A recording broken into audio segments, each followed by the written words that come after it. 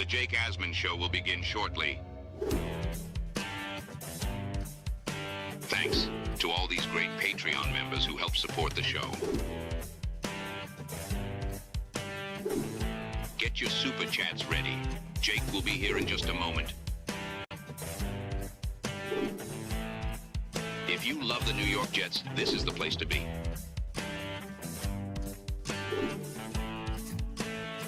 And now, the Jake Asman Show. Only the New York Jets can have their owner come out, publicly trash their starting quarterback, and the backup who was set to start is actually too hurt to start. So the starter, who the owner trashed, is back in. You following? Justin Fields is starting tomorrow against the Bengals. Ladies and gentlemen, the season from hell continues. Hit it, Woody. If we can just complete a pass, it would look good.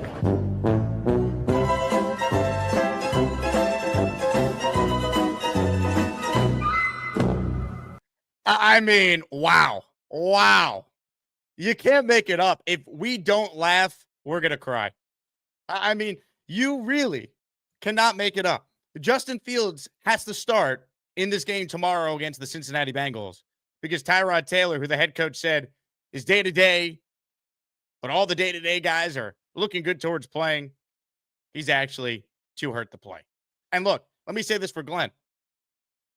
How we handle it, the gamesmanship, okay, try and get whatever competitive advantage you want. That's fine. But you see how damaging those Woody Johnson comments now are? What's Fields' confidence like going into this game? The owner of the team embarrassed him publicly. The owner of the team, while trying to defend a head coach who doesn't have a win yet and is off to the worst start any Jet coach year one on the job has ever gotten off to, completely trashed the starting quarterback who that head coach and GM, who the owner hired, gave $30 million to, guaranteed. You can't make it up. You can't make it up. If we can just complete a pass, it would look good. Where is Fields' mental at going into this game? He looked like a shot quarterback the last 2 weeks. As bad as Fields has played, he's never been this bad in his career. So what version of Justin Fields are we getting tomorrow? We're not going to get the week one against the Steelers version of Fields. That was clearly an outlier. You know, the Jets have not scored a first half touchdown since week one. We know Garrett Wilson is again not playing tomorrow. Defensively, we know Sauce Gardner is not playing tomorrow. What version of Fields are we getting? Are the Jets going to be able to score enough points to hang around in this game? How could you think they will? It's bad enough that Fields has been awful. The owner made it so much worse and put the head coach in a position where he has to deal with all that. Like, seriously, you just have to laugh. If we can just complete a pass, it would look good. Get your t-shirts, baby. JakeAsman.com, because if we don't laugh, we will cry. You can't make it up. If we can just complete a pass, it would look good. Welcome back to the starting lineup, Justin Fields. This means that Brady Cook will be the backup quarterback, and let's be real. Brady Cook might have to come into this game tomorrow. Justin Fields is injury prone. Obviously, so is Tyrod Taylor. Now, I thought in true Jets fashion, we would see Tyrod start, get hurt like he has so many times in his career, and then in typical Jet fashion, here's Justin Fields coming in. This is above even just Jet SOJ-ness, same old Jetness, right? This is literally just like, you just got to laugh. You got to laugh. I mean, look, maybe the one thing we're not counting on is the power of friendship playing a role tomorrow. We know Woody Johnson's going to give Aaron Glenn a big hug before this game. I hug him every day. I hug him every day. So maybe that's enough for the Jets to win. We know the Jets have obviously had a outstanding week of practice, as they usually do. We had a great week of practice. So maybe all hope is not lost, but like, oh my God. Oh, what is there to even say, man? Like, I got nothing. I'm just going to sit here and just laugh, right? I don't expect the Jets to win tomorrow. If I'm banking on how this game's going to go, I'd lean with them probably getting blown out. But what a joke. What a joke. The comments from the owner to now this. This is why the Jets are looked at why the worst franchise in sports. This is why you have a playoff drought that is now going to be 15 seasons with no end in sight. Let's be real. You think Woody Johnson's going to have the balls to do what Robert Kraft did if this doesn't improve over the next 10 games and recognize he needs a real coach for his young franchise quarterback that's coming in the draft? Like, when does this end? Does it ever end? Like, if you're a Jet fan, what is there to even try and be positive about right now? There's nothing. I don't think Aaron Glenn's a very good coach. I hope he turns it around and proves me wrong. But Woody made his job so much harder. And now you see why. You kidding me? If we can just complete a pass, it would look good. You can't make it up. You can't make it up. Brady Cook is going to be starting games for this team sooner rather than later. We can see where this is headed. One of those years where, of course, the Jets have to use three starting quarterbacks. Just brutal. Hey, if you want to watch this game with me and the Asmaniacs and commiserate all together, come out to Goldies Tavern tomorrow. New York City, down the block from Penn Station. We're having a watch party. We'll have a halftime raffle for a bunch of signed items. It will be fun. We'll sit there. We'll laugh. We'll cry. But this team is just brutal. Just brutal. You can't make it up. Free beer, by the way, if you show up. Honestly, I'm going to talk to Goldies. Maybe everyone should get just 7 free beers if they show up in honor of Justin Fields having to start this game tomorrow. Oh, you can't make it up, man. You know, someone in the chat, B. Newsom, referenced this. Maybe if you want to really stretch positives here, maybe this is like the game against the Chiefs a few years ago when Zach Wilson had looked so bad against the Cowboys and Patriots back-to-back weeks, and Joe Namath came out and slammed the entire organization, slammed Zach Wilson for sacking himself, and Zach actually had one of his rare good games. They still lost, but they actually, played well against Kansas City, and they had a chance. Maybe Fields is capable of that. I don't know. But this just went from a loss to, like, how embarrassing is this going to be tomorrow? Like, that's my feeling. I mean, this coaching staff is brutal. The quarterback play is brutal. The defense has shown a pulse, but without sauce, what does it look like tomorrow? Are they going to get any pressure on Flacco? Because if they let Flacco just sit there in the pocket, we know he's capable of still carving up this team. I mean, man, you can't make it up. I keep coming back to that. Like, Justin Fields is starting this game days after the owner of the billion-dollar franchise shat all over him publicly. If we can just complete a pass, it would look good. I don't know how many passes the Jets are going to be able to complete tomorrow. Unbelievable. Unbelievable. Wow. Oh, the pain. The goddamn pain. I don't know, people. I don't know. I debated even doing like a emergency breaking news show because what is there to say? It's just, you can't make it up. If you're watching live right now, please hit the like button. Make sure you guys are subscribed to the channel. I look forward to talking about this with Mike Tannenbaum on the radio tomorrow. We'll have plenty to say to Mike about the disastrous state of this football team. We'll be live on ESPN New York tomorrow morning at 8 a.m. Mike joins the show at 9 and is with me till noon. Unreal. And by the way, let me point this out too.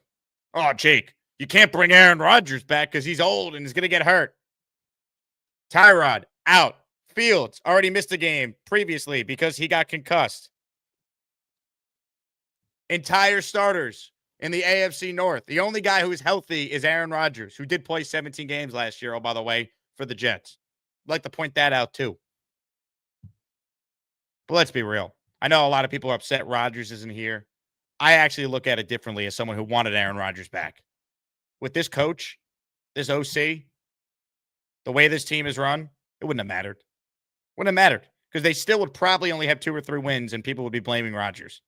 When in reality, let's blame the head coach who has proven time and time again thus far to have no idea what he's doing. None.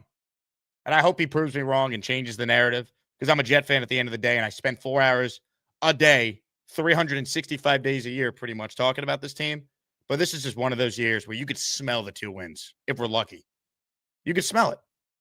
The only other time the New York Jets have gotten off to this bad of a start was 96. They finished with 1 win with Coach Tight, and Gase's second and final year, they won 2 games. No Jet coach has ever been off to this worse of a start. There's just too many red flags. But hey, at least we had a great week of practice. We had a great week of practice. We're really going to see what that great week of practice looks like tomorrow, huh? Unreal. All right, let's say hello to our guy, Dylan Terriman, who's nice enough to join us. Dylan, sorry to interrupt your college football viewing as Fernando Mendoza in Indiana are shellacking UCLA right now. You and I were texting about this, but share your thoughts on Justin Fields being inserted back into the starting lineup.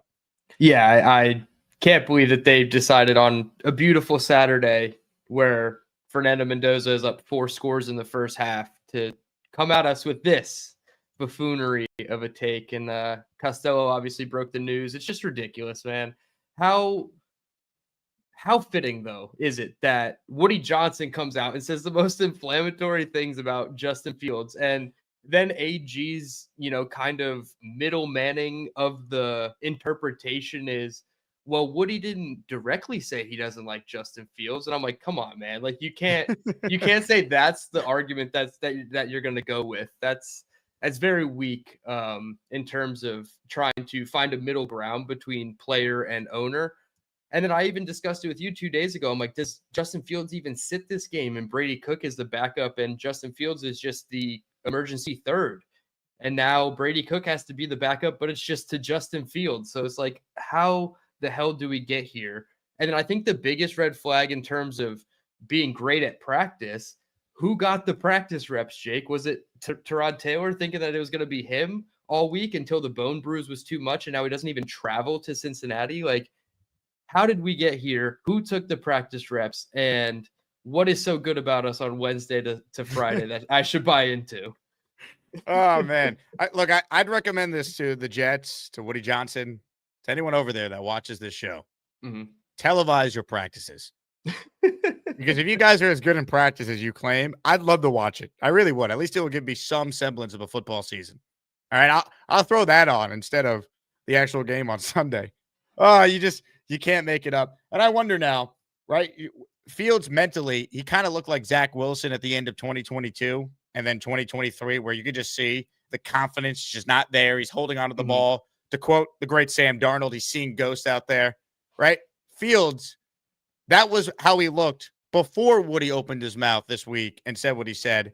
How does he perform now, knowing the owner of the team essentially tried to blame the 0-7 record just on him, which no matter how you feel about Justin Fields, let me reiterate this. He's not a good quarterback, but he's not the only reason why this team has been terrible. And specifically, Aaron Glenn's only line of defense from the owner is apparently Fields. What happens now if they continue to lose and eventually they go to Tyrod after the bye when he's healthy enough to start and it doesn't get any better? You just wonder where this is headed. And I said it now for a couple of weeks. I don't even think we've come close to hitting what I think will be rock bottom this year. I think this is going to continue to get worse before there's any chance of it getting better. Yeah, much like last year, I'm kind of taking the same stance in terms of the blame pie or the blame salad, however you want to do it. Obviously, the quarterback is a big part of it. And I didn't blame Rodgers for a ton. Maybe I under-blamed him a little bit last year. And I'm just taking such an even keel approach with these quarterbacks. Like, if it's their fault, I'm just going to come out and just say it. Like, that's the only way we can do it. And yes, a lot of it is on Fields. But to say that he's the only reason we're 0-7 when single-handedly in week 1, he should have probably won AFC Player of the Week and all these cool accolades that, mean nothing in the grand scheme of things. But, like, he had a really good week 1, and the defense let up 34 points, and obviously special teams fumbled away a 9-point lead in the fourth quarter. So it has not been all Justin Fields. And then when you come out and you make it specifically about Justin Fields, and now we have to go watch Justin Fields, it's so it's just damning on like the entire state of things, because it's not just as simple as, okay, Tyrod Taylor is going to come in and he's going to be such an upgrade, or Brady Cook is going to come in and run a timing based offense, which we finally get to see with Tanner Engstrand. And that's like what they designed this whole offense is about, is timing based. You get to the back of your drop, you throw it. It's not, I see it, I have to hold on, and then I have to throw it, which is what Taylor and Fields both do. So it's a terrible circumstance, but you said it before I even called in. We're going to see 3 starting quarterbacks this year. Brady Cook is going to start at least 1 game this year. Rodgers, you said it started 17 last year, which is the first time, and I can't even remember, maybe since 2015, that we saw the same starter all season long. It felt like we always had at least 2, if not 3 starters in most of our seasons. So we're just right back to it. And we have besides last year and the Fitz year, 100%. The Fitz year, was probably the last year before Rodgers. Yep. And maybe we took the 17 games of Rodgers for granted. And sure, there may have been games where he should have sat, particularly after the London game. But they fired Saleh, and obviously now Aaron Rodgers is needed more than anything else out there. If you're going to fire your coach, you have to keep your starting quarterback in the game. So it's just it's all just a trickle down effect of poor choices at the decision at the quarterback position. But I don't know, man. The thing about Fields with me, and it doesn't even care about this game, honestly. Like, it makes me less interested in this game that he's playing, probably. But the contract set up the way it is, sure, they can post June 1 or pre-June 1, whatever they can do to split the money up. It doesn't matter, because it's $23 million and then it's $13 million next year instead, or $10 million, however they want to split it up. So it's like you're paying so much money now, Rodgers, Fields, a new veteran backup, and obviously a rookie on a small-time deal in 2026 for what, 7 starts of Justin Fields in 2025. So it's a huge mess on the cap situation and poor GMing around the position that makes me the most frustrated, even though I agreed with the decision to go with Justin Fields. But don't structure the contract where it screws you if he hits rock bottom and becomes Zach Wilson in the first year. Oh, my God. I just saw this from the chat. So in addition to Tyrod Taylor being ruled out, no. Josh Reynolds has also been ruled out. You got to be kidding me. Breaking news from the New York Jets. Josh Reynolds also ruled out. Breaking sports news on the Jake Asman Show. I mean, who's playing receiver tomorrow for this team? Here's the official tweet 38 seconds ago from the Jets. Taylor out, Reynolds out, neither's traveling. We know Garrett Wilson also out. So you're down to your number 1, and on this team, Reynolds is the number 2, which is a sad state of affairs, but Reynolds out as well. I mean, this is going to be bad. Let's check. We're presented by FanDuel Sportsbook. I'm going to check the latest line right now. I already placed a hefty wager on the Bengals the second I saw the Fields announcement, because how could you not? The line is still holding steady at 6.5 with the Jets being an underdog. But I mean, this has like 35, 14 with 2 garbage time touchdowns. What is their 11 personnel? Because they go 11 personnel about like 60, let's just say 66% of the time, 2/3 of the time. A lot of that is in the second half too. But even when they're staying on script, I would say it's still like a low 60s, like 61, 62% of the time. They're playing 11 personnel anyway. Right now, because they just signed, I don't know if you saw Smith. Brandon Smith is on the 53 now. They signed him from the practice squad.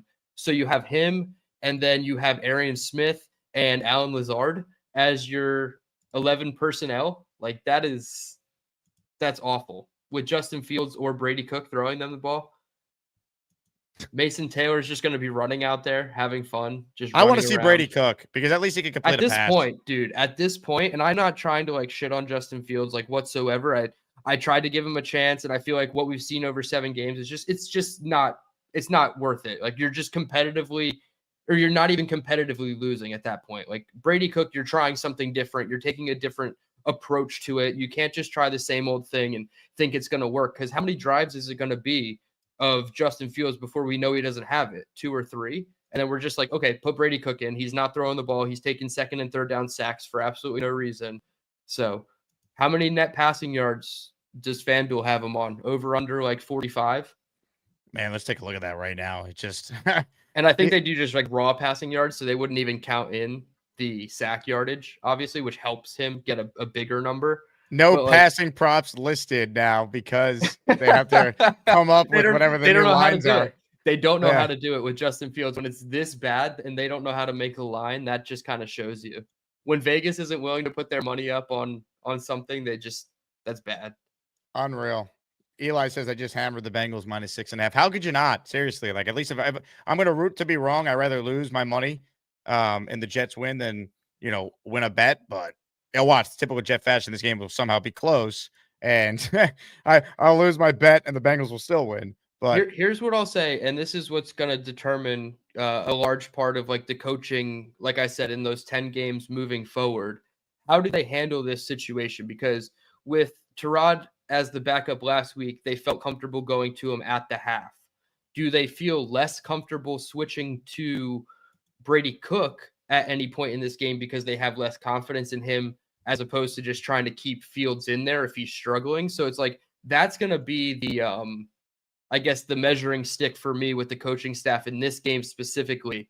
I don't care what your confidence or trust level is in Brady Cook. If Justin Fields looks like he did of the last 2 weeks, you have to make that decision sooner rather than later and just give your offense a spark to try to go put offensive yards on the field. Josh Reynolds out. Jets without both their starting wide receivers. So Arian Smith, Allen Lazard, Tyler Johnson, the top wide receivers for this team. Oh, so he doesn't list Brandon Smith. He says Tyler Johnson over Brandon Smith. Like, golly.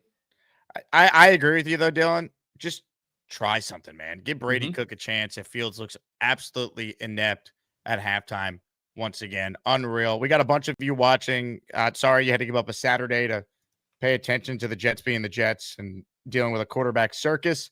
But we're here for you. Over 600 people are in the room right now. Click the like button. Help support the channel. Just want to thank this community. You guys are the best. We hit over 43,000 subscribers on the channel earlier this week, which is a monster number. So thank you to everyone for that. Please subscribe if you haven't. I spend 4 hours a day talking about the Jets, and I become a therapist in many regards. So thanks to everyone for caring and tuning in. We're all in this together. Let's do a jersey giveaway. We're not going to do a full-length show here because I want people to enjoy their Saturdays. We will do your calls coming up shortly. But if you want to enter a raffle to win a Jets jersey, you could do what Johnny Bo Bonnie did. He gifted 5 channel memberships to give himself 5 raffle tickets at the end of the stream. We had a great week of practice.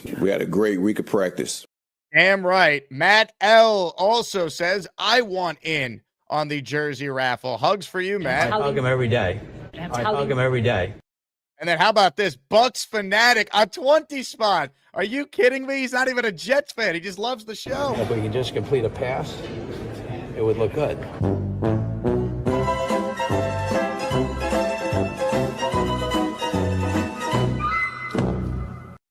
Reigning channel memberships, Bucks Fanatic. You are the absolute man. Thank you very much for your incredible support. Thank you. 20 people just got memberships. If you hear your name, make sure you thank Bucks Fanatic. That is Manny Diaz, Ed G, Zog Pompanera, Joshua Ra, Tom Ruck, Justin Fields, please complete a pass. I dare you to do so tomorrow. Mark Pioli, Aaron Glenn, please win a game. It'd be nice. Frank Vessione, I miss old Howard Stern, Christopher Kaz, Ciazazo, Jesse P, Smitty PA, Peter Stearns, Ed, Mark Ilizano, Matthew James, Brandon Burns, Steven Arriaga, Sherm Parma, Howard Paranto, and Julio Kelly, all receiving a gifted membership there. Thanks to this great community for continuing to support the show. I mean, defensively, Dylan, the Jets' only chance of winning this game is a stout defensive performance. But beyond that, they also need to score, right? They need to set up the offense with really short fields. They probably need to force at least 2 turnovers, and they need to get a boost from special teams to have any chance with Fields playing quarterback. We are 1,000% back in the mode of our defense needs to generate touchdowns in order to feel like we can have a chance to win this football game, which is scary considering what the first 5 games of the season looked like. We're really banking on, the defensive performance of the last 2 weeks as somebody drops Mendoza's not wide open pass, but easy pass for a touchdown in the end zone. That's upsetting. But the defense, he's ready for the Jets. Yeah, dude. I mean, I'm in favor of Mendoza. He looks really good. I'm just scared that all these guys are going to go back to school. But back to the defensive part of it. Yeah, man, we're back to full 2022 mode with Zach Wilson in that year where we all just said, okay, you have to find a way to win in spite of your quarterback play. And that's kind of why I'm rooting for Brady Cook, not because I think like he is better than Justin Fields, but I don't know, man. Can you just look at somebody pre-snap, realize it's man-to-man, and then just go give him a shot? Like, at least just try to give him a shot. It feels like Tyrod Taylor was able to do it. He underthrew all the passes he threw up there, but, like, he at least gave the guys a chance. So, like, Justin Fields holding on to the ball doesn't give anybody a chance. And if you're not going to run it in that same, aspect, like, what are you doing out there? You're literally just calling hike, holding on to the ball and waiting to get tackled till the next play. Like, that's what it looks like. So I would rather just see Brady Cook, but this defense is going to have to generate sacks against a somewhat bad offensive line, but Joe Flacco gets the ball out quick. They're going to have to be sticky in man coverage against two of the best, receivers in the league. And Jamar Chase had 23 targets last week. I think 16 receptions, 161 yards. Like, he's going to repeat that performance most likely if we can't get to Joe Flacco. So the combination of their offense against our defense, although it looks good on paper for us, it's like they do a lot of things well that the Jets defense have not been able to find an adjustment or a counter for. So I'm really scared about this game. Where's Craig James, by the way? Remember him? Remember he came in and played like against the Eagles. He played like Revis against the Eagles a couple years ago in that upset win. Mm-hmm. Oh man, it's just gonna be tough. I mean, give credit to Brandon Stevens. I was very hard on him, as many Jet fans were. He's been better of late, but that's a tough assignment tomorrow. And then AZ Thomas having to step into it in his first start against either Higgins. How would you play it? Because I think like AZ versus Higgins, okay, you take your lumps because you're gonna lose battles, but then like you put Stevens or Brownlee if he's in the slot with a safety over top. Like, I don't know. You gotta probably try to double Jamar Chase in this game with no sauce. Yeah, I think I would go with that. I don't know. Honestly, I don't know. If AZ versus Chase 1-on-1, like that makes me nervous. Like, I think he could win, I think you need to double Chase at all times and just if you lose matchups 1-on-1 versus Higgins, you got to deal with it.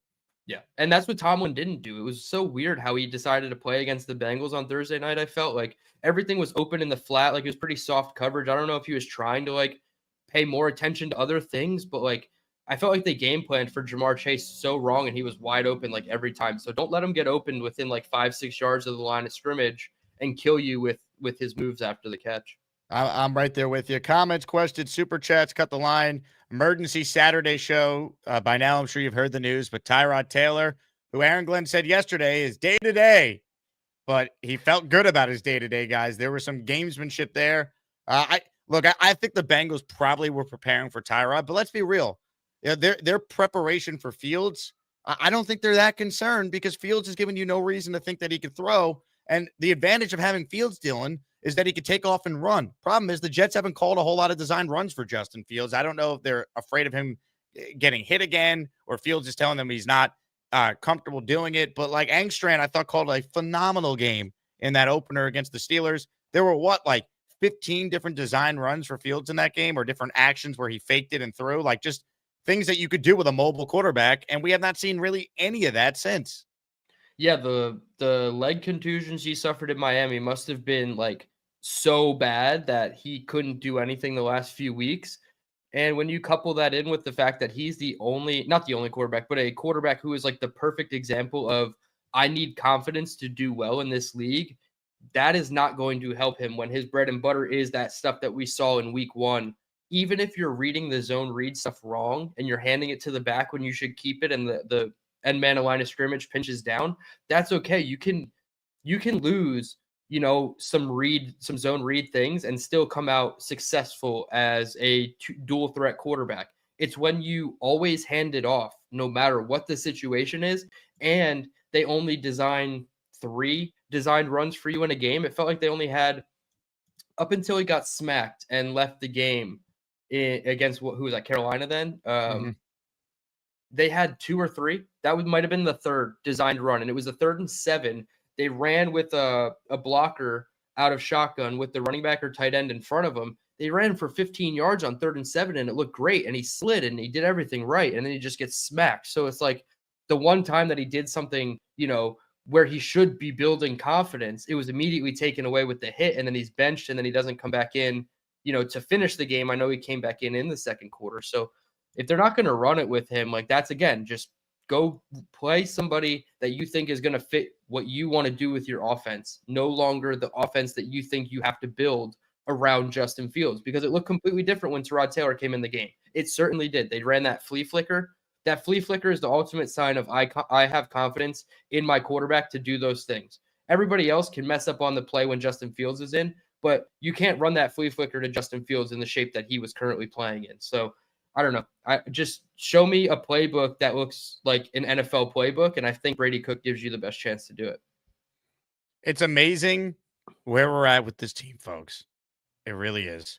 Watch party tomorrow to come watch this bleep show in person. Halftime raffle featuring a framed Brees jersey, Wayne Corbett football, Kevin Mawai signed jersey, signed photos by Klecko and Brees, among other prizes. We'll have some fancy cocktail women from various alcohol companies there as well. Thanks to Goldies for that, distributing some free samples for people. Get a free beer if you wear Jets or Asmaniac gear. So we'll have some fun. Man, only the Jets, dude. I just can't believe it. All right, let's get to a couple of your calls here. I'm going to start with a guy who's actually on his way to this game right now. Ladies and gentlemen, Nick Shine starts it off as he drives to Cincinnati to watch this bleep show in person. Hello, Nick. That's it. And what was funny is we were getting into Columbus and we were going to see the stadium as the news broke 15 minutes away. So I hopped out in the parking lot of the Horseshoe and made it short and uploaded it. I'm like, this is the last place Justin Fields played a good game. Kill me. Unreal. Bless your heart, my friend. Bless your heart. That's it, man. It was an easy trip. We left at 5:50 this morning and we're like 75 miles away from Cincinnati. We just left Columbus like 20 minutes ago. Not bad. Yeah, man. This is typical Jets. The owner throws the quarterback under the bus, embarrasses him, degrades him, and then he's our guy. We believe in him. It's unreal. And honestly, though, this is like beyond just like typical Jets. Like we're reaching levels this season of like ineptitude that even for Jet standards, like doesn't happen very often. Like they're bad, but I think it was Big Fellow who had a super chat here I wanted to bring up. They're never boring. At least we get to laugh at this clown show the rest of the way. 10 games to go. My God. Well, Jake, remember what I said to you the other day when this kind of went down on Wednesday? And I said to you, I can see it now. The Jets win. Justin Fields is the star of the game, and he's standing next to Aaron Glenn as Woody Johnson presents him his first victory game ball. I can see it. I already envisioned this. It's typical Jets shit. Oh boy. At least Brick won't interrupt the game ball ceremony because Woody will want to give it to AG instead of the players giving it to old Brick and Brick coming in and saying no. Who was the player, Jake? You'll remember. Who was Garrett the player? Wilson. There it was. Garrett Wilson. Thank you. Oh, man. Nick, do you have like a blind like reaction to this game? I know you just said Fields, being the star of it, but like, do you sense any Brady Cook in this one? Oh yeah, man. I'm gonna get seats on the 50-yard line, and I will try to be my best to be vocal. I don't plan on having a voice, man. I am going to rip into Aaron Glenn the entire game. It's unreal. I mean, It really is. I hope I'm blind, then I don't have to watch this team play. You can't make it up. I guess the owner says if we could just complete a pass, we'd be good, to the starter who now has to start again because the backup is injured. Like you say it out loud, and even by Jetsian standards, it is just unbelievable. Just when you think it can't get worse, somehow it gets worse. I think it's going to continue to get worse too. I don't think we hit rock bottom yet. We still got games against Cleveland. We still have some division games left, including a nationally televised one on a Thursday night against the Patriots. That could get really ugly. We're going to lose to the ghost of the Miami Dolphins, like the most downtrodden team in the league, and like we should have higher morale than them, and we'll probably end up blowing that one. Hey, at least we got the rivalry jerseys, baby. Woohoo! Oh yeah, we'll look like our manhole covers. Unreal. Nick, have a safe ride and enjoy watching the greatness that is New York Jets football tomorrow. Yeah, thank you. I could sense the sarcasm in your tone and your voice, Jake. Thank Hey. you. Enjoy Jamar Chase. They had a great week of practice. You're fine. No. AZ Thomas, interception, Mason Taylor, touchdown. Hit that parlay. great week of practice Love for it. life. We had a great week of practice. Hell yeah. Look, let me say this. As ugly as tomorrow might be, at least we know no one is better Wednesday through Friday than the New York Jets. Like, you could try and tell me, oh, the Eagles are better. Oh, the Chiefs are better. Oh, the Lions are better. No. Wednesday through Friday, we are the ultimate dynasty in the National Football League. Really an absolute phenomenon. I hate this team. When you get this allegiance to a team, I was born into this, and it sticks with you. I'm always a Jets fan, but like, I'm thankful we have fans like this. I hate this team. Just Willie, he has a super chat. He cuts the line. How many third downs does Brees get sat for Davis this week? Hashtag dumbest bleep I've ever seen. Sabotage. Cook will be in by halftime. Cincinnati has new life with Flacco. Yeah, I mean, honestly, if they started a third stringer, like, I think they just need to get to 14 points. That might be enough the way the Jets offense has looked. I mean, realistically, I don't know. I mean, it feels going to be able to engineer a touchdown drive. They haven't scored in the first half since week 1. 10 is enough points unless Nick Folk kicks 4 field goals. Like 10 is the number that they have to hit. And coming off that game last week where Joe Flacco had like 340 yards, 3 touchdowns, no picks, no, there's no way the Jets are putting up points even against the probably one of the worst defenses we'll face all season. Flight Risk Jet says, how many memberships for a Crystal Palace hat and a hug?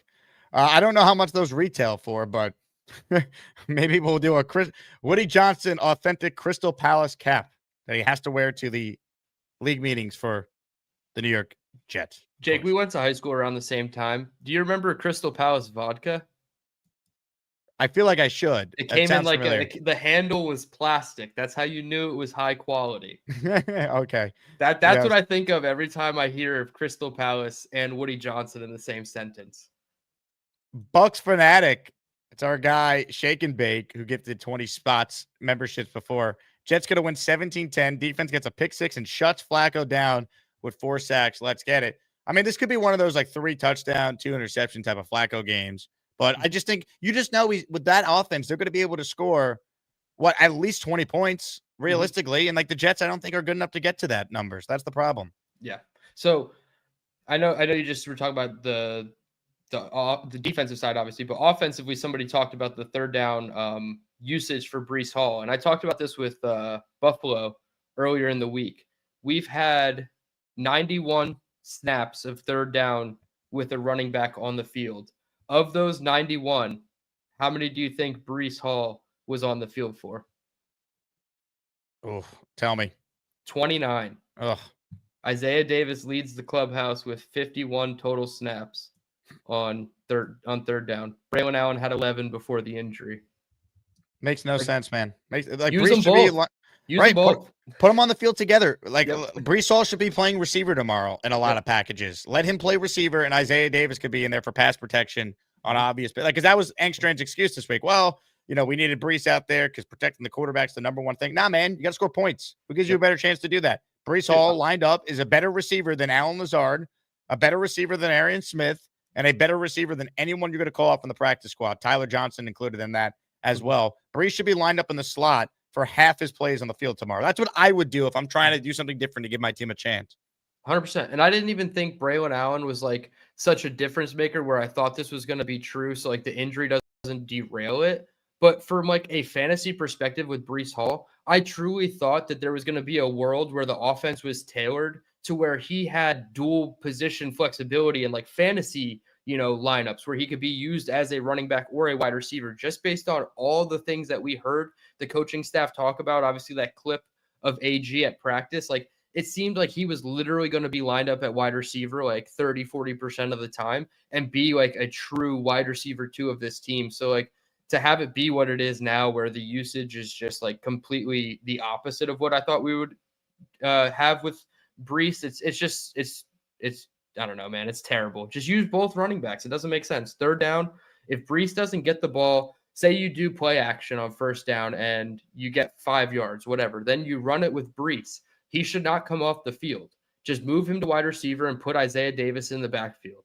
It's as simple as that. Breece Hall doesn't need to come off the field every 3 plays and get a breather, especially if he doesn't touch the ball.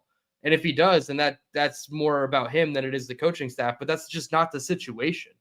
Breece Hall, like, he can take 3, 4, 5 handoffs in a row and not have to come off the field. Don't take him off just because it's 3rd and 7 after an incomplete pass and a 3-yard run. Well said. I'm going to get to more of your calls coming up. If you're on hold, I promise I'm coming to you shortly. But first, a couple super chats real quick. Sharon says, let Brady simmer. Brady Cook might see some time tomorrow, man. I really could see it. Dan says, we will have a quarterback, quoting the great Aaron Glenn. He's right. We will have a quarterback on Sunday. It will be Justin Fields because, of course. Janice Jet, one of the greats, got a chance to meet Janice and her family in person at our Tampa event. Says, sending great big virtual hugs your way. It's all I got. Thank God for all of you. Janice, you're the best. We do love the hugs. Hit it, Woody. I hug him every day. I hug him every day. Janice, thank you. Hope you're doing well. God, this team is the worst. Robin says, this is the week Smith gets 2 touchdowns. Breece runs for 125. We have 2 picks. And then I wake up. Never mind. Put me in the raffle. Robin boy, well done. You're in the raffle for 2. This is not going to be a long show, so we're going to wrap this baby up after some calls shortly. Lou says this will be Justin Fields' best game all time, or his last. See you tomorrow at the emotional support group meeting. Lou B's coming to the watch party tomorrow. Hell yeah, Lou. Come meet Lou B. He is truly a great dude. Awesome Jets fan. Free to attend tomorrow. Watch party, Goldies Tavern. It's down the block from MSG, down the block from Penn Station. It will be fun. I don't expect a win, but we'll hang out, eat some good food, have some good drinks. Some of the other games will also be on the TV too, so you can keep up with your fantasy teams or your bets, and we'll make the most of it. Chris writes in with a super chat. Which NFL quarterback has the lowest winning percentage of all time? Of guys who have started as many games, only Justin Fields has a worse winning percentage. Or has the worst winning percentage. I saw the video on Instagram, and they waited. I feel like they waited until this game to make the video for Instagram, but it was Justin Fields after, I think it was 30 starts or 50 starts or something like that. Unbelievable. I think it's 29.7% was the exact percentage. Like it's just under 30% of his games, which sounds like the Jets draft hit rate, to be honest. 29%. It's Jets football, baby. Jets football. All right. To your calls we go. Mike from Chat Sports is on the line. Hello, Mike. Hey, how's it going, guys? It's a Lions fan here. Wanted to you want Aaron Glenn back? No, absolutely do not want Aaron Glenn back, and I'm super excited that We'll trade you for Dan Campbell. What do you say? Absolutely Did not. you know Dan Campbell started 0-8? Yes, but there's a completely big difference between Dan Campbell and Aaron Glenn, and I just wanted to give you my thoughts to you Jets fans out there, and I feel for you. I definitely feel your pain. Aaron Glenn is definitely not the head coach material for your team, and I am sorry that you guys got bit on this lie. Aaron Glenn in Detroit was extremely arrogant, would never change his ways, and I got to say the Lions defense is doing better, but I feel for you Jets fans. Well, that's just wonderful. I mean, what are your thoughts on just that Lions team in 21? Because our big argument here has been that Lions team had 2 players who had previously made a Pro Bowl. One was Goff, and let's be real, Jared Goff compared to Justin Fields, even at that point of what Goff was, he had already been to a Super Bowl. He'd been a good quarterback in the league, not even close. And then it was TJ Hawkinson, who you guys eventually traded away. The Jets, we believe, have far more talent than that 2021 Lions team, and they just have been horrifically coached last year and so far this year. So what are your thoughts on Glenn always bringing up that 2021 Lions example as reasons to still believe the Jets are going to turn it around with them? Aaron Glenn is not Dan Campbell. When Dan Campbell came to Detroit, it was a love fest of him going to local businesses, saying he's going to do everything he can to build Detroit. He was humble, not arrogant. He was willing to learn, not believe he knows everything. That is the difference between Aaron Glenn and Dan Campbell. Our team was full of terrible players. We did not have any talent in that team. Like you said, we traded for Jared Goff, but if you remember, everybody thought Jared Goff was just going to be a throwaway quarterback coming to Detroit. Our team actually was physical from day one of practice. And yes, we didn't win a bunch of games, but if you watch the games, we were literally in all the games. We were fighting every game we were fighting. It was not a blowout. The players that we had, they were definitely not good, but they were giving it its all. That was the difference between the Lions team right now and what I see from the Jets team. And I don't know what is going on with Aaron Glenn, but his in-game play calling is atrocious. Dan Campbell is more aggressive. He was willing to go for it on fourth down, knowing that the talent was not good in Detroit. We're going to go ahead and press it on offense. We're going to press it because we have no choice. Aaron Glenn is not. He's doing the opposite. Not scoring before the halftime twice. That's crazy. Yeah, the in-game decision-making has been brutal. So you're saying Campbell was never that bad learning on the job in his first year? Absolutely not. And by the way, he is willing to bench players. He called out Jared Goff in the beginning of that 2021 season. He removed Anthony Lynn, our former offensive coordinator. He's willing to make the change. It was not about, okay, this guy's my friend and we're just going to go ahead and do it this way. No, he was willing to make changes. And Aaron Glenn's not doing that right now. He's not making any changes. I don't know what is his stance on Justin Fields, why he loves this guy so much. This is how he is, Jets fans. This is how he is. He has a way and he doesn't change. I could tell you for 3 years, the mobile quarterback would rip our defense up. How many times, week after week after week, myself and a bunch of Lions fans would complain, do something, make a change, bench players. He wouldn't do it. Years of this. Guys, I think you got Matt Patricia 2.0. Oof. It's funny because Justin Fields being a mobile quarterback that, diced them up in his time in Detroit was part of the reasoning why they went and signed him in free agency. But I'm glad you pointed out a lot of those differences between Campbell and Fields.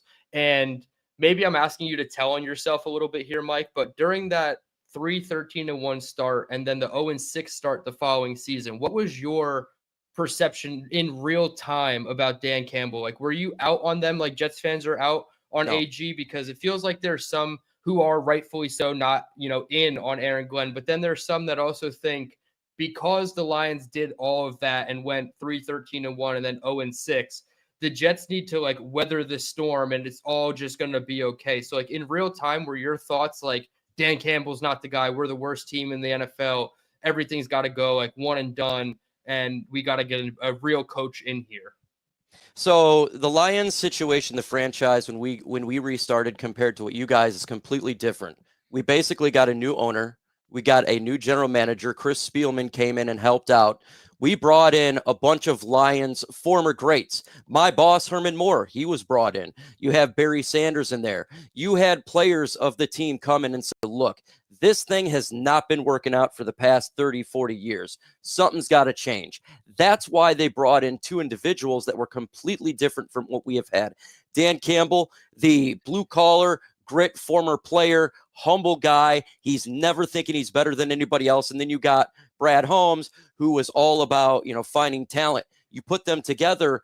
When we had the organization, we had no talent in this team. And we knew we were going to suck.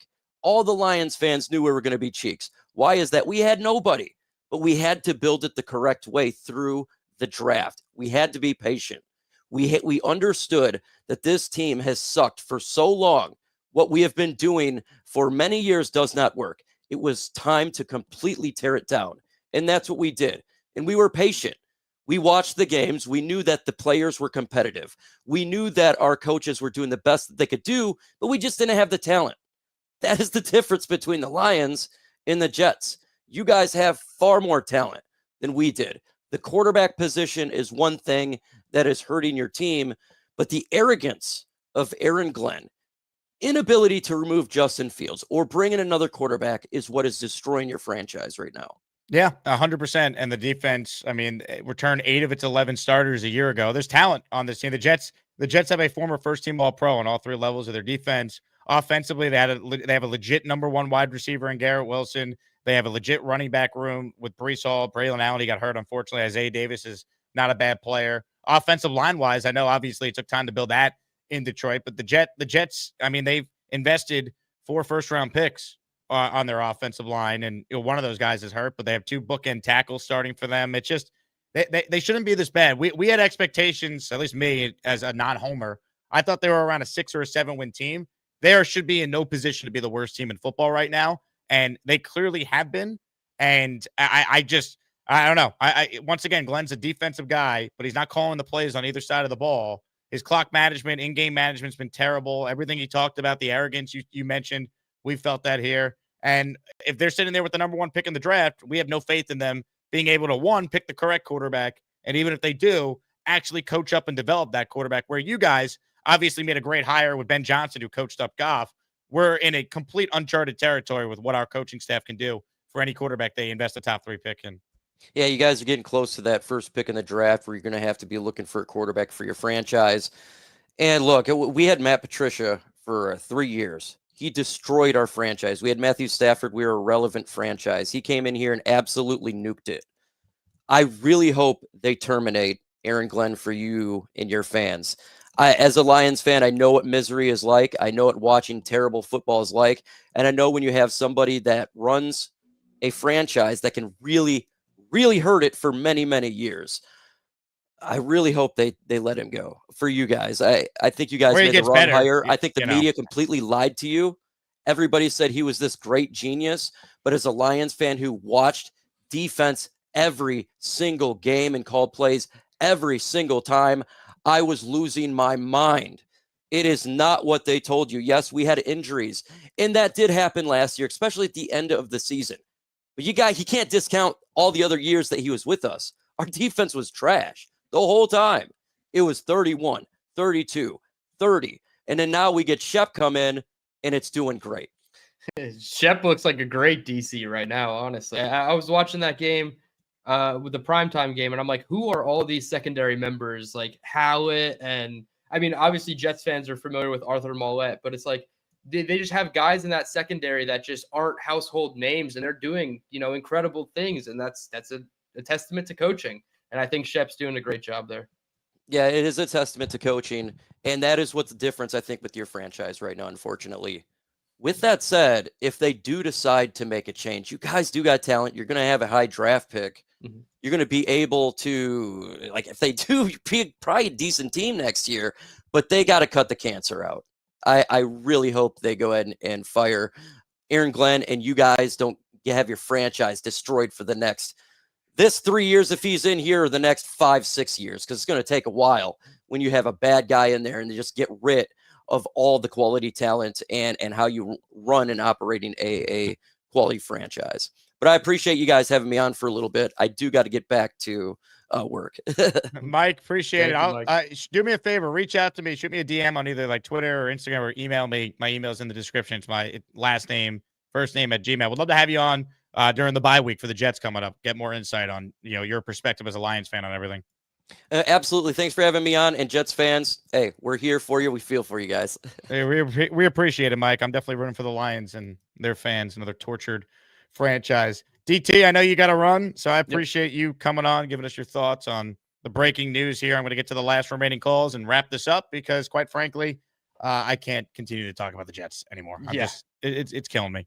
I hear you. When you guys are done, we can go back to Saturday Ball College, go watch Fernando Mendoza's review on my channel @Dylan Terriman before YouTube takes it down, because there is a huge battle going on between content creators on YouTube using film and YouTube blocking every single person. I saw somebody's Arvell Reese, their linebacker film breakdown, had 40,000 YouTube views, and YouTube took it down. So it's a tough world out here for the content creators. But while Mendoza's film is up there, and then I also had 6 other quarterbacks: Dante Moore, Nussmeier, Klubnik, Sellers, Aller, Mateer. I have Ty Simpson coming soon. I'm going to get to 10 quarterbacks by Thanksgiving. So @Dylan Terriman, definitely come check out all the college quarterback breakdowns. Ladies and gentlemen, DT, Dylan Terriman. Go subscribe to his channel. Man, good stuff there from Dylan. All right, let me get to a couple membership shout-outs and then right back to your calls before we wrap. Big shout-out to one of the greats, Mimosa, checking in with a 10 spot for the people. Justin's numbers are not good from this game. Is he going to be your quarterback next week, or would you consider? Come on, man. What kind of question is that? Well, he's the quarterback this week, Justin Fields. Mimosa's members just went to Maverick, Adam Bolong, Philip Allen, Shane Heisland, Marvin ZB, and Wesak, all receiving a gifted membership. Couple more I missed: John Garcia and Regardless, also KG131, receiving a gifted membership there. Let's see. Dan says somehow Tyrod will be out the remainder of the season. He's always injury prone, man. This is what happens. It's unfortunate. Big fella says, I predict Fields is bad, which he is. We'll sign a free agent quarterback during the bye week. Woody isn't going to deal with Fields anymore. That quarterback will get a win. It wouldn't surprise me if they added a veteran, right? Because we don't know where Brady Cook is at in terms of his development. Like, do they trust him to start an NFL game? I don't know the answer to that. You have Fields, Tyrod, who's banged up, Fields, who always has an injury history. You probably do need to add another quarterback during the bye. Now, who are they going to add? It's not going to be anyone that excites you. But it wouldn't shock me if they did add a QB. King Kev checks in. I know his username says @KHOS, but that's because YouTube screwed up with everyone's usernames. I don't know how to fix it. There seems to be no way to fix it. So sorry, everyone. Garrett Jersey came in today. Thanks again. Hey, congrats on winning the raffle, King Kev. Appreciate your support. 24-13 Bengals, unfortunately. Go Jets. Yeah, look, are the Jets even getting the 13 points? I mean, maybe in garbage time. Ace of Spade, I'm shaky on him, but why didn't Dan Campbell fire AG? I think Campbell's very loyal. He did fire Anthony Lynn. I want to talk more about, that whole situation with our friend from the Lions who just called in. Good stuff there. Peter Storr says it's crazy. I have a friend from Detroit that's telling me similar stuff. He said he couldn't believe that Aaron Glenn got interviews in the league. Would be nice if he proved them wrong. It's not looking good though. Well, I think what happened was Glenn sold people on being a visionary, a leader, CEO. I don't think that wins in 2025. I think that wins in like 2004. Rah-rah, smash mouth, physical football. Or Glenn could just simply be a guy that interviews really well, but then when he gets the actual job, is not qualified. That happens in business all the time. Someone's a good public speaker. They sell themselves on being good at certain things. They get good recommendations because they're friends with the right people. I mean, Adam Gase got 2 jobs in his coaching career. Rich Kotite got 2 jobs as a head coach in his career. Like Glenn's recommendations are Parcells, Sean Payton, Dan Campbell. That carries weight. He just might not be the guy. I don't know. I have major doubts. Tyrod Taylor got hurt during a Woody Glenn hug. Woody accidentally stepped on Tyrod's foot. Sadly, it's so believable. By the way, this show is now my must-watch. You turned me. Well, I appreciate that. We're all in this together as miserable Jet fans. I hug him every day. I hug him every day. You think Woody's going to hug Fields before the game tomorrow? Hey, man, sorry about what I said. Can you go out there and play well? Can you complete a pass? If we can just complete a pass, it would look good. Oh. All right, home stretch here. Let's get to your calls. Get ready for Neil. He will make 13 points about the New York Jets and maybe hump a Patriots jersey. Get ready for Neil. He's probably smoking a big fat cigar and burning his house to the ground. That's Neil.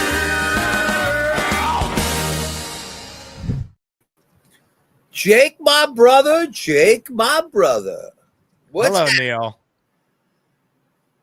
Anyhow, I just had a little side swipe. When I see Philly Noodles, Indy Jet, and some of the other great callers, I like them all.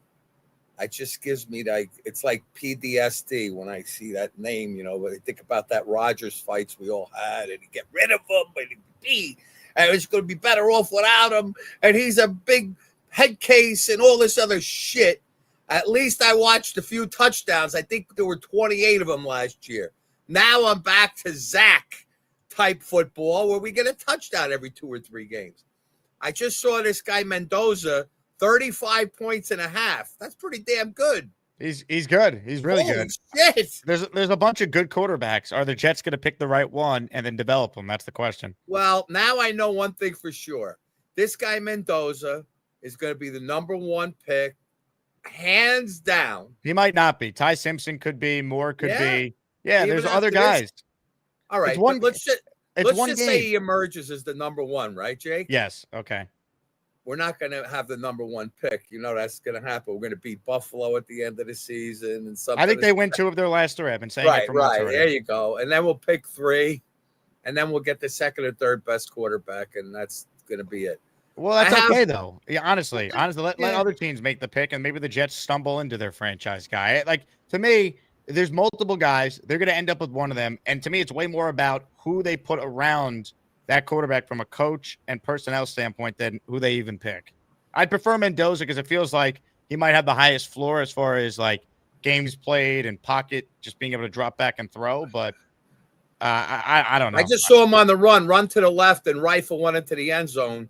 Perfect throw. He looks pretty damn good. He's good. I like him. I like more. I don't like his face, though. He looks like a baby. You know, I don't want another baby.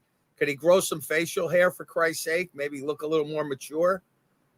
I'll let him know. Anyhow, reason I came on, I have a good idea how we could have some tolerable football for the final 9 games, right? After this week, we're going to have 9 games left, right? Correct. Okay. First thing we should do, okay, first of all, Tyrod's done. Let's face it. Put him on the shelf, stick him in the, send him to the coroner, stick him in the thing, and put him in the shelf. He's done. Okay? I don't want to see this guy cook. I saw enough of him in preseason throwing wobblers. Forget about it. Let's trade. You want one of our players, instead of getting a 3rd or a 4th round draft pick, let's see if one of these teams might get rid of a Kyle McCord. I'll take Shador. Maybe we can get Tyler Shuck. Can't we shake something loose from one of the teams? Maybe get one of those quarterbacks we missed out on the draft, Jake, and see if we could maybe develop one of those for the end of the season. Maybe. What are you thinking about that? Maybe. I mean, I do think they might have to add some sort of quarterback. Isn't that a good idea? Well, one thing I think for sure we should do, okay, without a question, we should go get caught. We should get Kirk Cousins right now without a question. He's starting tomorrow. He's not available. He's starting tomorrow. Penix is banged up. Who's he starting? Who's he with right now again? Atlanta. And he's starting. What's his name? Is hurt already? Michael Penix is hurt. No team is trading away a legit backup quarterback to you. Michael Penix in college looked like, to me, he was always hurt. He looked like he was one hit away from being hurt in college, and here he is hurt now in the pros. It never failed. That's the only thing I could see. Now, I got a great idea for Fields. We're going to make Fields the next Tyson Hill from the Saints. Taysom Hill. Taysom Hill. Let's make him Taysom Hill.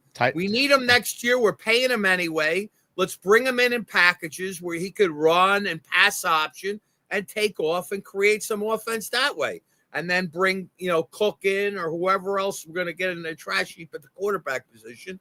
Bring them in and create some interesting offensive packages, Jake. What do you think of that idea? Well, they need to use Fields that way right now to have any chance in these games that he's going to start with Tyrod out. I've said this. I talked about it with Dylan. They've done a terrible job taking what Fields does do really well, which is be an elite runner with the ball in his hands, and design an offense around that. They said they wanted to let him play quarterback. Well, maybe they shouldn't because he can't do it. That's why teams haven't let him done it before because they know that. So play to his strengths. And I think outside of the Pittsburgh game, they really haven't done that. One of these games, Jake, and you know what? They should have thrown that idea out with him changing what he is as a quarterback after game 1, after his second game when he shit the bed and looks like a crappy pocket passer. They should have said, see this? Boom, here it is. Drop back, one read, not open, run. That's it. That's all they should do with him like he did it very well in Chicago. He did somewhat of it in Pittsburgh. Run, run, run. That's it. One read and run. Or if not, dump it off to the tight end. That's all he did anyway. And let's have, how about this? Our best receivers on the team are the kid from the Colts that hasn't smelt the field yet, the tight end. Johnny Woods. Stone Smart, who got hurt, by the way. What did he get hurt doing? Would he get hurt in practice? Stone Smart is out. I'm not sure how he got hurt. He got a headache? What happened to him? He didn't play a single down this year. The quad monster got him. I don't know. Oh, my God. There's a player we could use. And what about the other guy, the other tight end we have that plays halfback? What's his name? Andrew Beck. Beck is a good receiver too, Jake. Let's put a heavy package. Let's put Beck in there in front of Brees. Bring Brees out to the slot. Dump it off to Beck. Dump it off to the tight ends. Get this guy Taylor involved more. I mean, I'm watching tight ends all over. But Thursday night, that kid, the tight end, who was picked way past Taylor, had like 130 yards receiving. For a minute, who was it for? The Chargers? Yeah, the guy from Syracuse. That kid was like picked way past the Taylor, and the kid had 140 yards in one game. Taylor hasn't had that all season yet. So I mean, we got to make use of these guys, and we're not effing doing it. It's just so easy. You look at this stuff, and we look at it week after week after week. Forget about the receivers. Pittsburgh did it the other week. Austin was out, right, Jake? What did Pittsburgh do? They had Freiermuth come in. They had Jonnu Smith come in, and they had that 300-pound tight end. What's his name come in? And guess what? It was beautiful. Freiermuth won the game. Jonnu Smith was getting first downs. They used that big fat pig and blocked his ass off by the goal line. Number 80 was mauling people. Tight ends, guys. Tight ends. Enough of the goddamn shitty receivers like Lazard and this other guy who flies down the field and he's not going to get the ball anyway. Jesus Christ. Can I be the OC? Give me a week. Neil? Enough. All the love. These goddamn exploding cigars. I gotta go, Jake. I'll call back later. Shit. I'd let Neil be the OC for a game. Why not? The Jets should have a contest. That'd keep it interesting. NY in Atlanta is in the raffle for one. Thank you. We're going to do a Jets jersey giveaway coming up. Throwback Jets jersey if you want it. Garrett, Sauce, Quinnen, enter. Knicks fans, top prize in the weekly raffle. I was at the game last night. Let's go Knicks. Thank God for them. 2-0 this year. Wins over Cleveland and Boston. It is early, but I believe the New York Knicks are the best team in the Eastern Conference, and that will play itself out this year. Knock on wood. For injuries. Got to stay healthy. No injuries, man. No injuries. Clyde Frazier signed jersey. Wayne Corbett signed football. CJ Mosley signed helmet. Our top prize is there. Raffles coming up. Matt L says, it's bad when my priest told me the church didn't have enough candles for me to light for the Jets. He also said he didn't want to burn down the church. Our D-line should beat their O-line. I mean, for the Jets to have any chance tomorrow, they need to get a real pass rush on Flacco and allow him to throw some passes in the air that you pick off. We know Flacco's good for that. He's going to throw a lot. Maybe he gives you one or two you could pick, and you have to come down with it to have any shot. Bernard says, Neil, do you still love Rodgers? Of course he does. As do I. I'm rooting for Aaron. I have no ill will towards him at all. He wanted to stay. It was the Jets who said we're good. Citybird says, true AG is on the DL. That would be job security. AG's on the DL. I don't know what that means. Please explain. More of your calls, ladies and gentlemen. Neil was in the Asmaniac Madness Final Four last year, but the guy who won the whole damn thing is next. The only thing better than Alden shoes is Joey D, 'cause he totally rules. Jake, my brother, I'm high as a kite. I love everybody. Damn, this show is crazy. Yo. Bonesy. Jake, man, I can't control, like you said, not to just laugh, because I heard it late. We were busy in here, and I didn't hear it until I came onto your show. So like I didn't have my phone the whole time, so it was like a nice 45 minutes of everyone, the whole world knowing, and Mr. Bonesy not. And I said to Joe right away, I'm like, dude, Tyrod Taylor's out. It just doesn't. You know why I'm so happy? Because, I mean, I'm not happy Tyrod's out, obviously, but after the laughs and the cries and the bleeding, there's three real options. The first option is Justin Fields comes out and he plays well. And just to spite, our owner and how bad we could look, that the owner comes out and says this guy is the worst, and then he plays well. And the defense blows the game and we still lose, right? So Fields plays well like he has in some of the games. Like the first game, and the defense blows it. Or what I'm really rooting to happen is Fields comes out. He looks like he has been the last couple of weeks. And then my man, by default, Brady Cook, has to come into the game. And then we can watch Tanner cook, because One thing I don't agree with a lot of people saying, like, I think that Tanner has the chance to be like one of like the young offensive minds that we've been looking for. Kind of like, it's not like LaFleur yet, because LaFleur was playing well with everyone except Zach Wilson, so he had more of a case that like he's not bad. And Tanner hasn't shown too much, but I do think if you give Tanner a decent quarterback who could run his system, he could be effective. He was the pass game coordinator with Detroit, and he definitely drew a lot of shit up. And I don't want to give up on Tanner yet.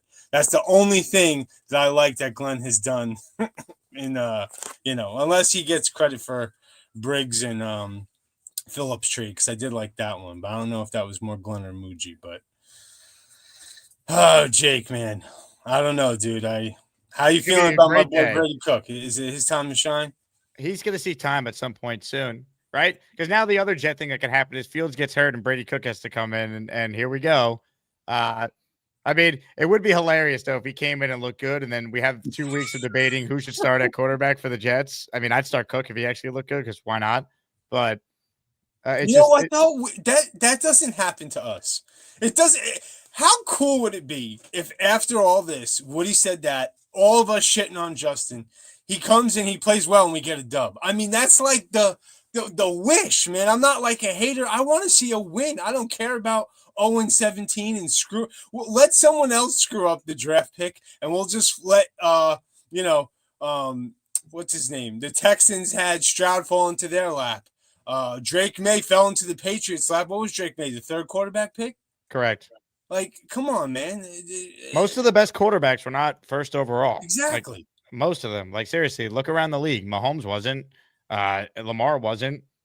Like, it just, you go down the line. Jalen Hurts wasn't. Like, Dak wasn't. Like, go look at all the starters in the league right now. Herbert wasn't, right? Herbert wasn't. Herbert definitely wasn't. Like, most of the number one picks in the draft. Josh Allen wasn't. He was like 100%. Really, if you look at the last 10 number one quarterbacks that were taken, it's why I'm not worried necessarily where they end up and who they pick. Like, go back to the last 10, right? So that'd be Andrew Luck, Jameis Winston, Goff, Baker, Kyler, Burrow, Lawrence, Bryce Young, Caleb, now Cam Ward. Like, none of them have a Super Bowl win. Only Goff and Burrow have even been to a Super Bowl.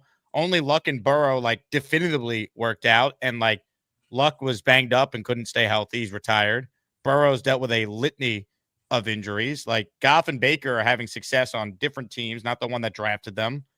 Like, Jameis, Murray, Trevor, Young, they've not been great. Different levels of disappointment. Caleb and Cam Ward still unknown, so I don't know there. Like, you could find an elite quarterback without having the number one pick in the draft. So I'm not worried about that. If they're going to keep this staff, I would like to feel better about their ability to actually learn from their mistakes and show us something over the next 10 games. I was just about to say that. I would love, since we kind of know that Glenn isn't going anywhere unless we really do go 0-17, I would love to see Tanner show some of his stuff. I'd love to feel like, all right, he took Tyrod Taylor and he got the best out of Tyrod. Brady Cook, undrafted guy that our starting quarterback is so bad that I've been cheering for since preseason and training camp for. Maybe he comes in and he just looks like, give us like how when a backup quarterback comes in, like, I can't even compare it to the 49ers, though, because every quarterback they put in there plays well. But I was about to pull out some old names of the Nick Mullins of the world, and just guys that, like, you get out of nowhere, come in for on the 49ers and just play well for, you know what I mean? Like, just because the offensive coordinator, that's what I want to see. I want to see Tanner show some stuff. But only in Jets fashion would this happen, where the owner calls out, like, no other owner's doing that. No other owner talked to the media, only Woody. And then he calls his quarterback out, and now his quarterback's starting. So this is the Jets, baby. Play the rest. We're the Jets, baby. We're the Jets. I'll do you one better. Ladies and gentlemen, this is why he's the champ. Enjoy, Mr. Bonesy. You're the best. If we can just complete a pass, it would look good.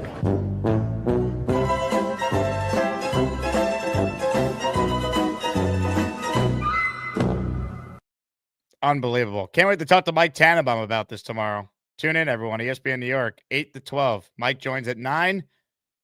The entire 10 a.m. hour is all Jets talk, so be ready for that. Quick recap of Neil's call, courtesy of Boomtown. Point 1, confirms a college quarterback scoring 35 points and a half is good. Point 2 is convinced Mendoza is going number 1 overall in next year's draft. Point 3, Neil's opposed to drafting any more baby-faced quarterbacks. Point 4, wants to trade for Kirk Cousins even though he's starting tomorrow. Point 5, believes the Jets should use Fields like Tyson Hill with the Saints. Point 6, believes we need to deploy heavy packages. Point 7, Neil wants to be the Jets OC for a week to turn things around. Neil used 7 of his 13 comments this call. Ladies and gentlemen, Tyrone Garcia. Tyrone, you won a jersey yesterday. Email me, my friend. AsmanJake at Gmail. I want to get you your jersey. You won the raffle prize yesterday. I don't know if you saw. I just remembered now. You're also in this raffle for 2. Tomorrow looks like an embarrassment, and I will do some yard work, but I'll have the game on in my headphones. But damn, it's a tank year. Shouldn't have been a tank year. Don't let anyone try and convince you otherwise. We had a Lions fan on who told you how big of a joke the narrative is that this is just like 2021. Shout out to you, Tyrone. Ladies and gentlemen, Chuck Wagon and then Philly Noodles will close this out before the raffle. Hello, Chuck. Hey, Jake. Something doesn't smell right to me with Tyrod being listed as day-to-day, then all of a sudden he's listed out. I have a feeling they knew more, like Aaron knew more about his injury and how severe it was, then all of a sudden he's not playing at all, not even making the trip.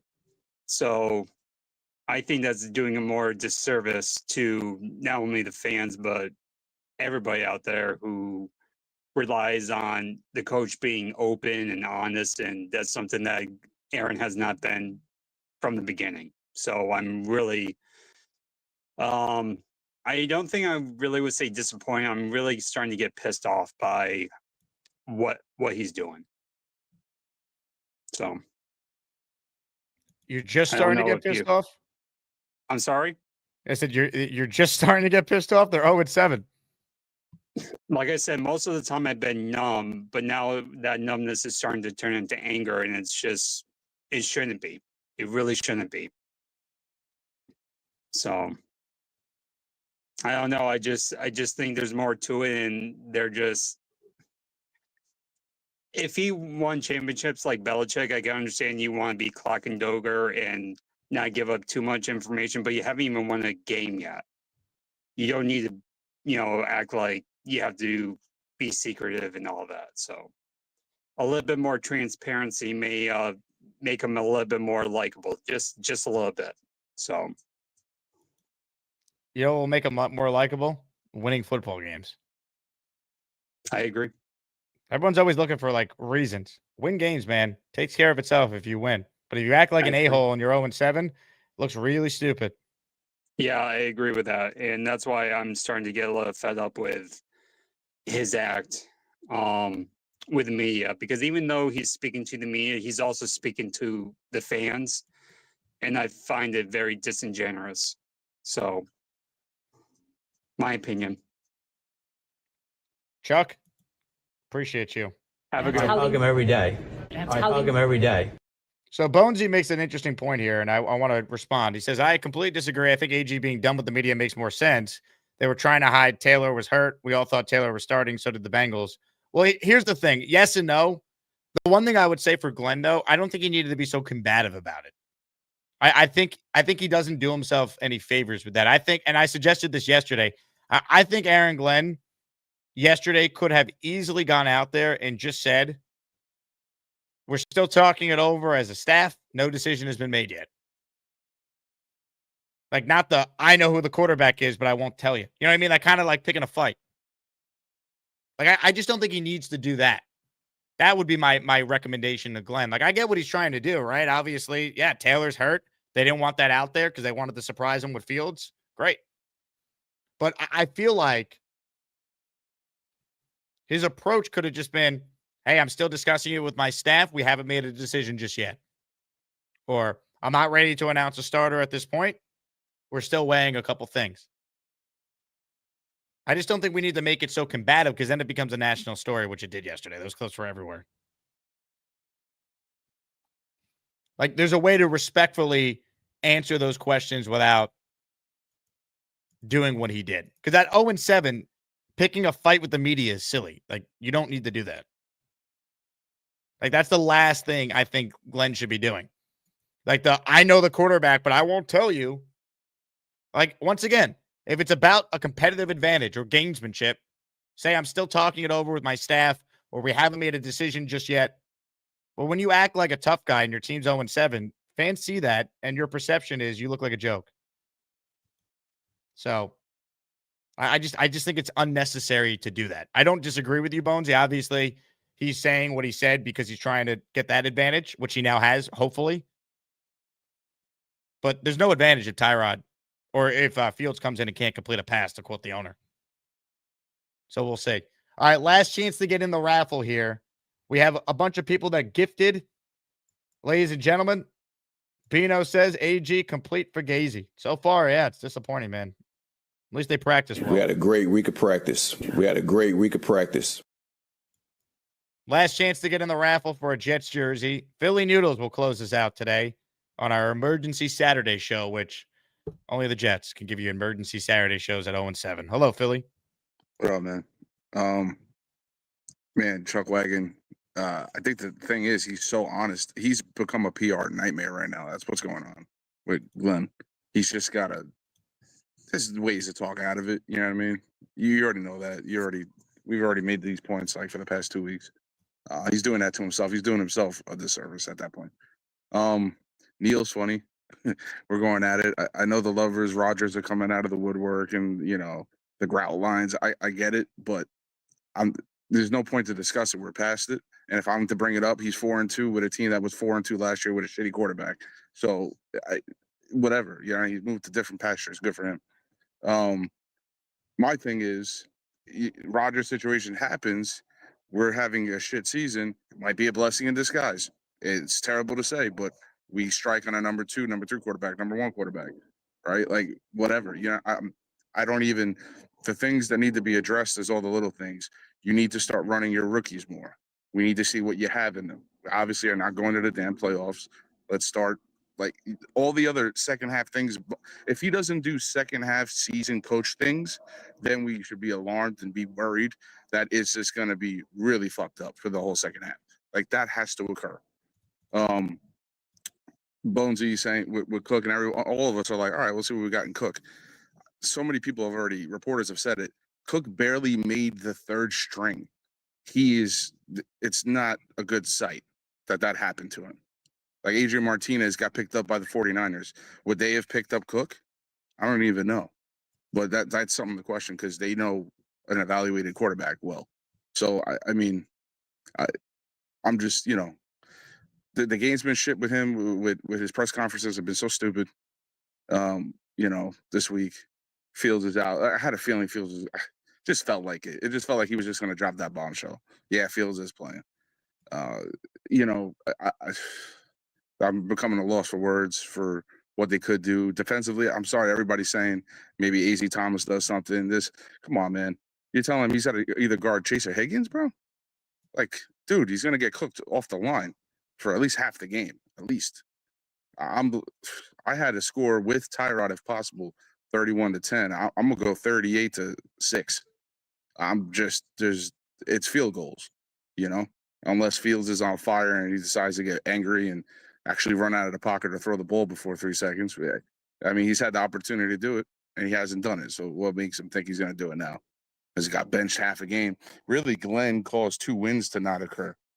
So, I mean, it's just, we're just reiterating, regurgitating things. I'm just most interested to see what's going to happen in the next 2 weeks with trade scenarios, man. See what occurs, honestly. That's going to be the bye week discussion because the trade deadline happens November 4th. The Jets' next game is not until November 9th after this one. So the deadline will have passed by the time the Jets take the field again. And Jake, how fitting, right? Even when there's no news for us because we're off, we do it every season. We are the highlight of that week. So the highlight will be Brees is gone, and it's going to be backlash back and forth about it if that happens. Hopefully they don't move Quinn in because the price supposedly is really high. Jermaine, hopefully he's not going nowhere. But cut who you need to, trade out who you need to. get whatever you can if it makes sense. We'll see how Muji cooks, because if it stays, imagine a scenario is it stays stagnant and they don't move anybody. That's worse, because now you're hoping compensatory picks. You're hoping Brees is going to get 10 million next year. 10 million, he might get 7.5 somewhere, 8. Then it's like, oh, we can take him back. I'm just seeing rookie running backs just come in this league and whoop ass because they're faster. We need a speedy guy, is what we need. We need a second. We need 2 scat backs if we got Braylon Allen already. People need to understand that. If the line's moving the way they are, fuck it. But man, I don't know. Yeah, this is fucking, it is what it is, everybody. Buckle up. That's it. What if Woody Johnson plays quarterback tomorrow instead? Will that make you change your opinion on the outcome?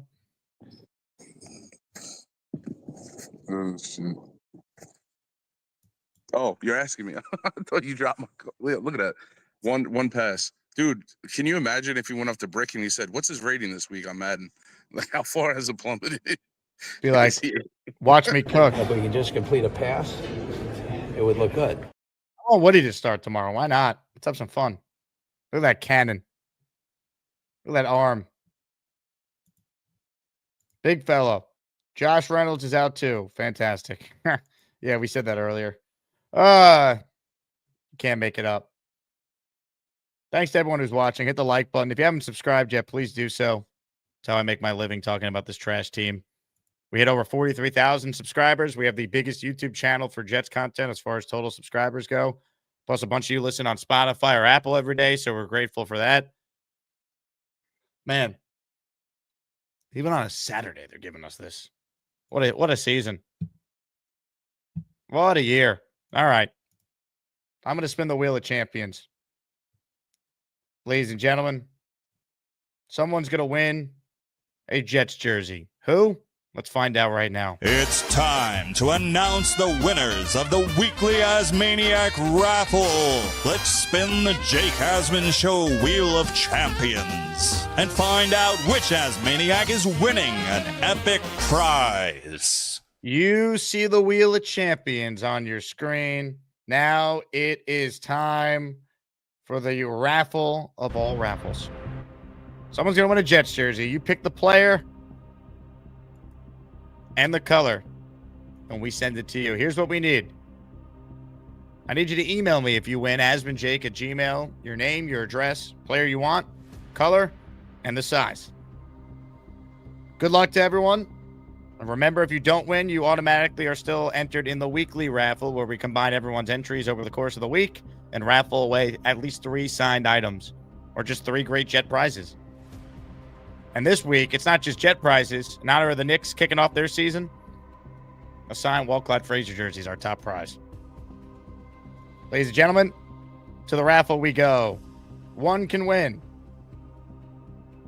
And if you hear your name, you're the winner. The wheel will choose you. Good luck to everyone. The winner is...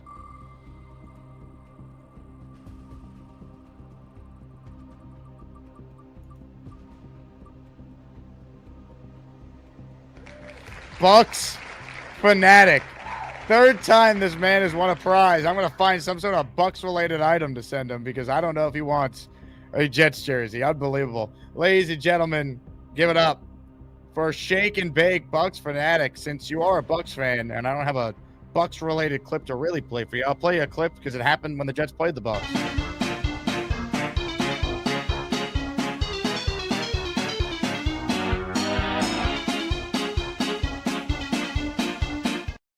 What a show. Hey, if you want a t-shirt, if we could just complete a pass, it would look good. All you need to do is go to jakeasman.com and you will be ready to roll. All right. Watch parties tomorrow. Can't wait to see some of you guys in person. Meet some people for the first time. Commiserate with people that I've commiserated with over the last few years. Free beer if you're wearing Jets or Jake Asman Show gear. Halftime raffle. If you're coming, just RSVP so we can get you in the raffle. If you just show up, I can't put you in the raffle because I won't have your name and email to add you to it. So please click the link. It takes 5 seconds to do. I kid you not. And we will see you tomorrow to watch this game all together, baby. Again, thank you all for your support. Hang in there, Jet fans.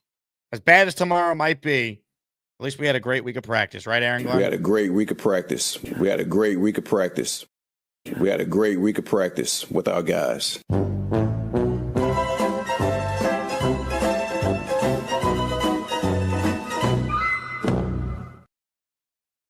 Oh, hi. Jake wants me to ask you to click on the like button. That's right, Lane. And if they don't subscribe to the Jake Asman Show, this team may never win another game. Let's go, Jets.